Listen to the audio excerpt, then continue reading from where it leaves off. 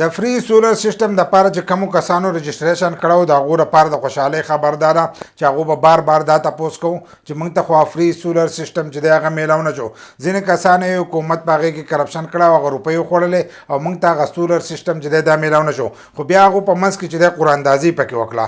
اولنۍ مرحله چې ده په هغې کې قراندازي وکړه او هغه لیست چې دی هغه یې ورکړو. نو په لیست کې د ځینې کسانو نومونه چې دي دوه ځایه راغلو. نو هغوی چې موږ دغه نومونه ټیک کوو دغه خبره یې کړو د هغې نه وروسته بیا نور هغو معلومات نه ورکړي. نو موږ ته هم پته نه لګېدل چې موږ ستاسو سره نوي معلومات چې دی هغه شیر کړه. نو اوس نوي معلومات چې دي د هغو له طرفه راغلي دي کومو کسانو چې د دې لپاره رجسټریشن کړی دی او نومونه یې پکې راغلي هغو ته به اوس دې ځل دا فری سولر سیستم چې دی دا میلاویږي. ځکه په دې بجټ کې چې دی هغې له روپۍ هم ایستلي دي. نو تاسو ته به اوس دغه فری سولر سیستم چې دی دا به هم میلاویږي. څنګه یې دا 15 लाख روپۍ ورکړي نو په دې ورپسې چې دی دغه پروګرام به شروع کېږي چې فری سولر سیستم چې دی دا به ورکوو. خو په دې کال کې به یې دننه ختموي. لکه دا یو کال چې دی اوس دا مالي سال چې دی دا د 1 جولای نه وروسته شروع شو. نو په دې کال کې چې دی دا به دننه چې دی دغه سولر سیستم چې دی دا به ورکړی کېږي. نو کوم کسانو چې انتظار کوو نو د هغو له طرفه اوس دغه معلومات راغلي هغه چې موږ دغه فری سولر سیستم چې دی دا به اوس ورکوو. په دې روپو ورپسې چې دی دغه پروګرام شروع کوو. نو چې کله شروع شو نو بیا موږ ستاسو سره نوي معلومات چې دي په ټایم شیر کوو. نو د هغې لپاره زموږ د فیسبوک پیج او یوټیوب چینل چې دی